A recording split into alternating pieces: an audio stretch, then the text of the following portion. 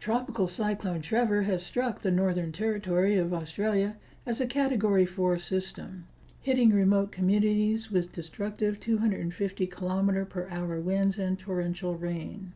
Cyclone Trevor is one of two devastating storm fronts bearing down on northern Australia this weekend, as Cyclone Veronica continues to hurtle towards the Pilbara region in Western Australia. Cyclone Trevor crossed 100 kilometers south of Port McArthur at about 10 a.m. local time. Here is the press briefing from the Bureau of Meteorology NT manager Todd Smith, providing an update on the situation in the Gulf of Carpentaria after Cyclone Trevor made landfall this morning. So severe tropical cyclone Trevor crossed the coast about 100 kilometres to the southeast of Port McArthur this morning at 10 a.m. As a Category 4 cyclone, so damaging wind gusts, very destructive wind gusts of up to 250 km/h would have been experienced on the coast close to the centre of that cyclone, and we've seen some significant impacts extending out from what was a very large cyclone prior to crossing the coast. So we've had destructive wind gusts of up to 140 km/h recorded at Centre Island. Gale force winds are currently being experienced in the township of Borroloola, and those winds are expected to continue to pick up over the next few hours as the system tracks inland nearby to the south of Borroloola. They've been experiencing severe storm surges near and to the east of the tropical cyclone. One of our gauges has recorded a 1.5 metre storm surge at Mornington Island, and that's about 200 kilometres from the centre of the system.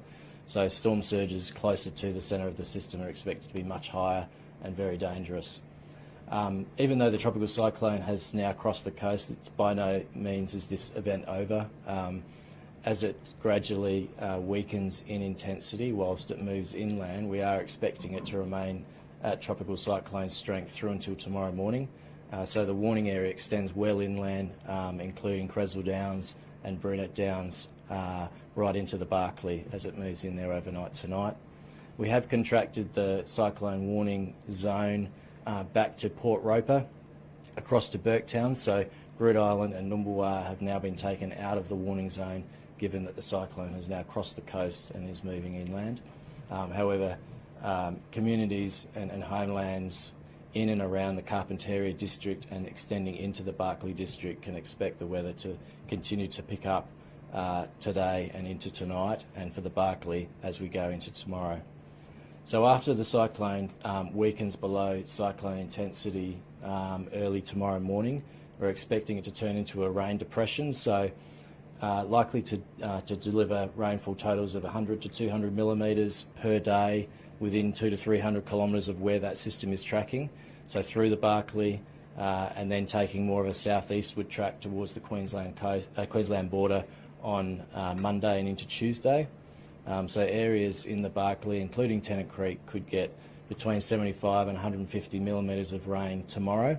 The rain will likely start from early tomorrow and persist throughout the day. So it's obviously going to have an impact on potentially cutting roads or isolating communities, so people just need to really keep an eye out for that. Longer term, as I said, the system is going to take more of a track towards the southeast, and by Wednesday we're expecting a high pressure ridge to push in and really sort of clear that rain out. So it's really the next few days that's going to pose a rainfall risk for the Barkly, so people just need to remain vigilant during that period of heavy rain and potential flash flooding, and certainly for those in the Carpentaria district, the next 6 to 12 hours is going to remain quite wet and windy and dangerous, so certainly stay inside until you've been given the all clear that the cyclone threat has passed. It's quite an intense system when it crossed the coast. As I said, Category 4. The gale force winds extended out some 250 kilometres from the system centre. So Mornington Island, that was 200 kilometres to our east, recorded 105 km/h wind gusts. So that's sort of Category 1 wind strength. However, now that we're seeing it moving inland, we'll see those gale force winds start to contract a little. However, the winds around the centre of the system, around that core, will remain dangerous for the next 12 to 24 hours. So the eye actually began to contract shortly after crossing the coast. So I guess the the diameter of the eye has become smaller, but it's worth noting that the damaging winds, those dangerous, destructive winds, are still extending out some 50 to 100 kilometres from the centre. McArthur River Mine is 130 kilometres inland, and it's probably on a similar line in terms of what Borroloola is experiencing, so impacts around that area are likely to be less, although it's worth noting that the system is still out there. It's still a Category 4, and it's going to be tracking by sort of within about 50 to 100 kilometres of the mine in the next 6 to 12 hours. So those winds will remain elevated throughout this afternoon and into this evening before they start to ease. So it's tracking pretty steadily at about 15 kilometres per hour to the southwest. It's been doing that for the last 24 hours, and so we're expecting that steady movement to the southwest to continue. So no risk that we can see at this stage of any stalling. So we're pretty confident that the winds will stay up this afternoon and into this evening before starting to ease from tomorrow morning. We've got a flood watch out for the Carpentaria rivers, so all of the rivers through that Carpentaria district are at risk of flooding due to the heavy rainfall that we're expecting there.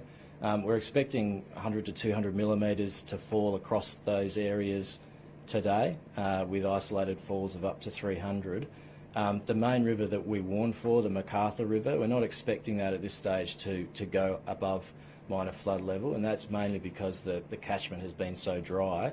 A lot of this rainfall that falls originally is going to get soaked up before it runs off, but certainly anyone in that Carpentaria district should not be complacent when it comes to rivers. They're all going to come up really quick when you get 100 to 200 mils. On the flip side, the Barkly, which has been much drier for a long period of time now, 9 or so months of almost no rain, the black soils there will be very hard baked, and so we are expecting, with those heavy falls, for rainfall to run off rather than soak in. So we could see some localised flash flooding, roads being cut, communities being isolated. So there are likely to be some impacts despite that soil being very dry. There are some very strong rain bands that are wrapping around this system that have affected some of the coastal communities. Nooka and Numbulwar area has had about 50 to 100 millimetres in the last 12 hours. Nhulunbuy last night had about 120 millimetres. I think 90 millimetres fell in an hour. So there's some really heavy rainfall that can be experienced with these rain bands, and also there can be some damaging winds that come through with some of the thunderstorms that are embedded within. So I think anybody across the top end just needs to keep an eye out for the warnings. We have a severe weather warning out for areas through the Barkly and extending up into the Carpentaria for those rain bands that will circle around the system. Yeah, absolutely, thunderstorms right across the top end. We could get heavy rainfall, we could get potentially damaging wind gusts, so just keep an eye out for the warnings.